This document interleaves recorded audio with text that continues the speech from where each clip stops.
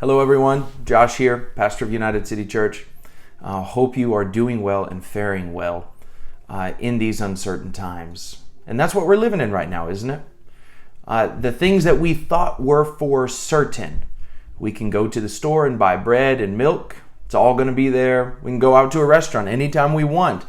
On St. Patrick's Day, we can go to an Irish pub and have a Guinness. For me, I work from Starbucks several days a week and not doing that anymore.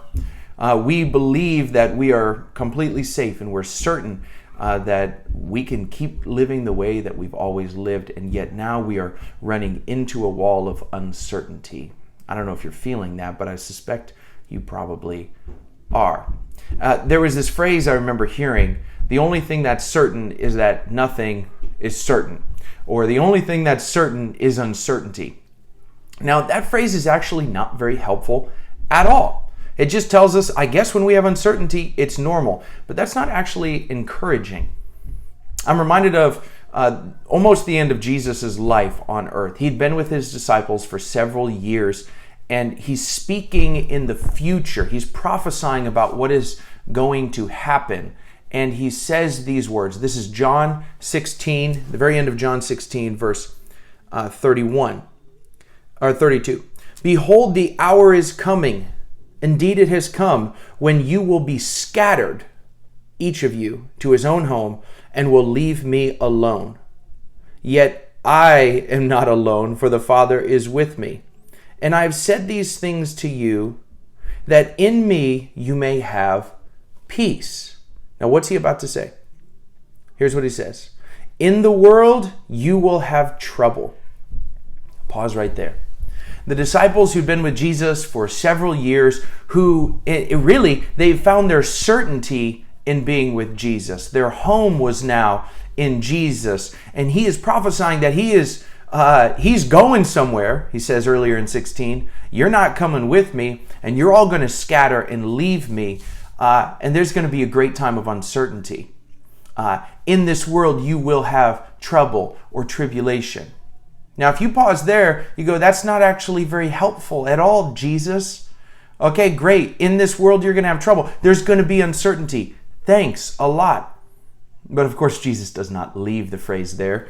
Here's his last words in this verse. But take heart, I have overcome the world.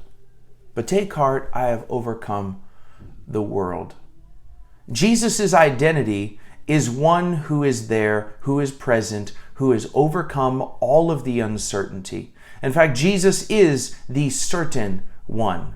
If you roll back a few chapters, I think to chapter 8, the Pharisees who really dislike Jesus come and are questioning Jesus. How are you greater than Abraham? Aren't you demonized? Aren't you a Samaritan dog? And Jesus says something that causes them to want to stone him, actually, because it's blasphemy, which is speaking against God. He says this, before Abraham was, I am.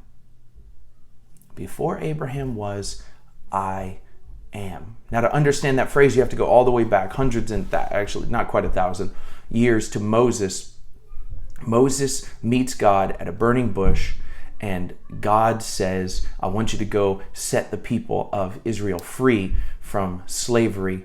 And Moses says, who should I say is sending me? And God's reply is this, tell them, I am that I am.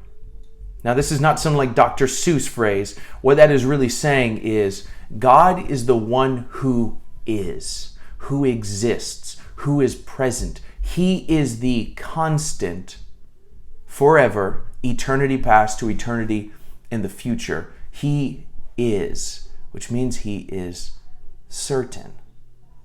So in this time of uncertainty, God is the only one who is certain. God is the only one that in him, when we place our trust, we now live in a state of certainty because we are living in the God who is and always has been and always will be. Friends, if you're feeling uncertain, if you're feeling anxious, remember, in this world you'll have trouble, and Jesus doesn't end it there. But I, Jesus, have overcome the world, and I am the God who is. Hey, blessings to you. We'll talk to you tomorrow.